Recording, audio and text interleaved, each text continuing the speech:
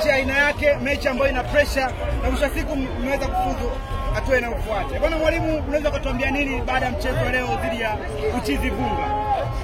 Kwanza Baraka, tunashukuru mashabiki na wanachama ambao walikuja Benjamin Mkapa kwa wingi wao. Sio kazi rahisi watu ambao wamekuja ndani ya saa 8 uwanja wamekuwa full. La kwanza. Lakini la pili, Baraka nizungumza na wewe. Nilikwambia hawana uwezo wa kumzuia Yanga anapotaja jambo lake.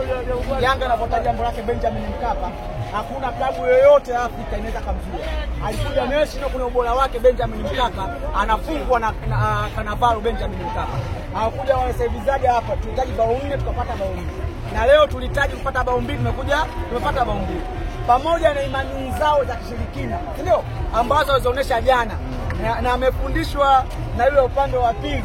Lakini yule ambaye amemfundisha tumempiga mara 6 mfululizo katika uwanja wa Benjamin. Nipigie makofi. Nipigie makofi. Yani haiwezekani mashindano ya CAF Champions League. Leo hii CAF angetuuliza Yanga Sports Club mko wapi? Wangepataje vibe kama ile Benjamin Mkapa, watu 60,000 wamejaa kama Yanga ingefanya kwa mashindano ya CAF Champions League. Lakini la kwanza tumetengeneza heshima katika nchi. Na mara mwisho kama Baraka unakumbuka nilikwambia hakuna klabu yoyote Tanzania ambayo wameweka isibati katika mashindano ya CAF Champions League zaidi ya Yanga. Yanga anaenda group stage kabingwa barani Afrika mara 3. Simba hakuwahi kufanya hivyo katika ubora wao ambao mara 4 misimu 4 iliyopita. Kwa tukisema Yanga ndo kama kioo, Yanga ni kama baba au kama tumu ya taifa ya nchi, ndio inaonyesha njia vilabu vingine vinafuata. Sasa leo tumeenda kwenye CAF Champions League katika group stage. Ndio timu ya kwanza na hii mweke vizuri. Timu ya kwanza haiza Tanzania kwenda CAF Champions League mwaka 2025-26 msimu huo ni Yanga Sports Club. Hiyo maana yake msafe kabisa.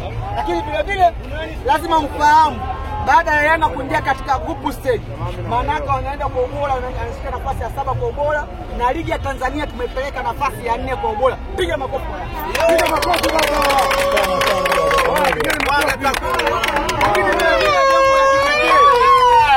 Jambo la kipekee, hata kama Azam na Singida pamoja na Simba sipofanya vizuri mwakani, kwa sababu Yanga ameingia group stage, tutabeba timu 4 tena mwakani. Huo maana yake ni mchango wa Yanga. Piga makofi kwa Yanga. Piga makofi baba. Sasa huo ubora ni ubora wa klabu hii ambao umeweka. Na ubora wa klabu hii tumesema tumeweka. Yanga tumezungumza tuna Yanga ni kama muasisi wa CAF Champions League. Sisi tulianzisha haya mashindano ya CAF Champions League. Ingekosekana baba wa taifa, akosekane katika sherehe ya uhuru, maana yake tafsiri yake maana yake kuna CAF Champions League wangetuuliza National, wewe ambao muasisi wa CAF Champions League mbona upo? Wenzetu Wydad Casablanca, wenzetu Wydad hawapo, wenzetu Afeki wamepotea, wenzetu Mining Rangers ya Kusini wamepotea. Hao wote tulikuwa tumeanzisha CAF Champions League mwaka 98 katika group stage. Leo tumebaki wawili. Haiwezekani tukabeba tu wawili kama nembo ya CAF Champions League. Lakini cha kipekee, na hii ni heshima kubwa zaidi katika nchi. Lazima tumshukuru GSM kwa kazi kubwa ambayo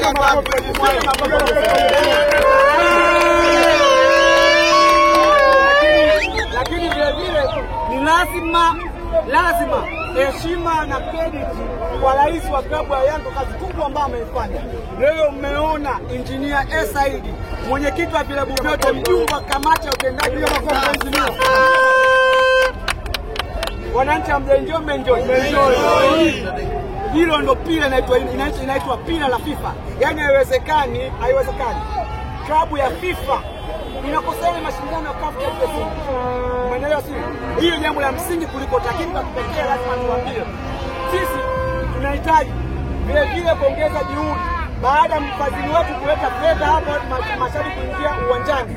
Lakini sio wanachama, tunapaswa kupitia gazeti za wanachama na kuweka kadi za wanachama ili kumuunga mkono rais wa klabu yetu.